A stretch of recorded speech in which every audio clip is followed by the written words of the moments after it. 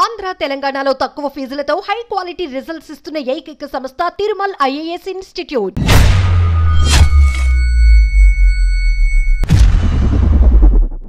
HMPV వ్యాప్తి China దేశంలో అధికమవుతోంది. రోజు రోజుకు కేసులు పెరుగుతున్నాయి. వ్యాధిగ్రస్తులు అధికమవుతున్నారు. చిన్న పెద్ద అనే తేడా ఏం లేదు. ప్రతి ఒక్కరూ ఈ వైరస్ బారిన పడి ఆసుపత్రులు పాలవుతున్నట్టు కథనాలు వస్తున్నాయి. సోషల్ మీడియాలో ఇటీవల చక్కర్లు కొట్టిన వీడియోల్లో చైనాలో చాలా మంది రోగులు ఆసుపత్రుల వద్ద ఇబ్బంది పడుతున్నట్లుగా కనిపించింది.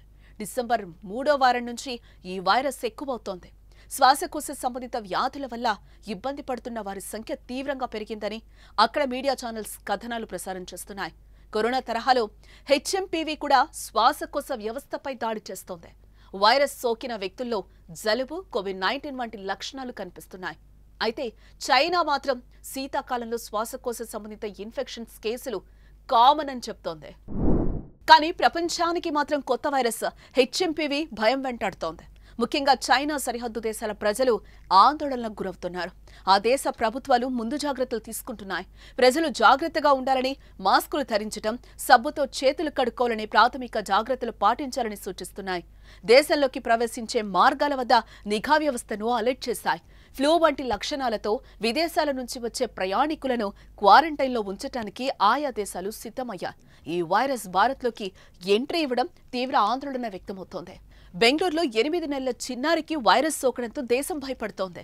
అయితే ఆందోళన చెందాల్సిన పరిస్థితి ఏం లేదని భారత ఆరోగ్య శాఖ చెప్తోంది. అయినా శీతాకాలంలో జలుబు, ఫ్లూ సాధారణమని, ఈ పరిస్థితిని ఎదుర్కొనేందుకు ఆసుపత్రులు పూర్తి తరహాలో సిద్ధంగా ఉన్నట్టుగా వివరించింది. ఈ హెచ్ఎంపీవీ వైరస్ సోకిన వారిలో కోవిడ్ తరహా లక్షణాలే కనిపిస్తాయి. దగ్గు, జ్వరం, ముక్కురంధ్రాలు మూసుకుపోవటం, శ్వాస తీసుకోవడంలో ఇబ్బందులు వంటి లక్షణాలు ఈ వైరస్ సోకిన వారిలో ప్రధానంగా కనిపిస్తూ ఉంటాయి. వైరస్ తీవ్రమైతే న్యూమోనియా లాంటి సమస్యలకు దారితీస్తుంది.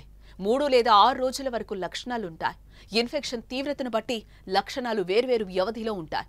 కరోనా మాదిరిగానే ఒకరి నుంచి మరొకరికి ఈ వైరస్ ఈజీగా సోకుతుంది. చిన్నపిల్లలు, వృద్ధులు, రోగనిరోధక శక్తి తక్కువగా ఉన్న వాళ్లపై ఈ వైరస్ ప్రభావం ఎక్కువగా ఉంటుంది. కరోనా నేర్పిన గుణపాఠంతో మనం ఇప్పటి నుంచే జాగ్రత్తగా మెలగాలి. జనసంచారం ఎక్కువగా ఉన్న చోట మాస్కులు ధరించాలి. చేతులను సబ్బుతో కడుక్కోవటం, శానిటైజర్ ఉపయోగించడం లాంటివి చేయాలి. హెచ్ఎంపీవీ మన ఇండియాలో రాకూడదని మనం కోరుకుందాం.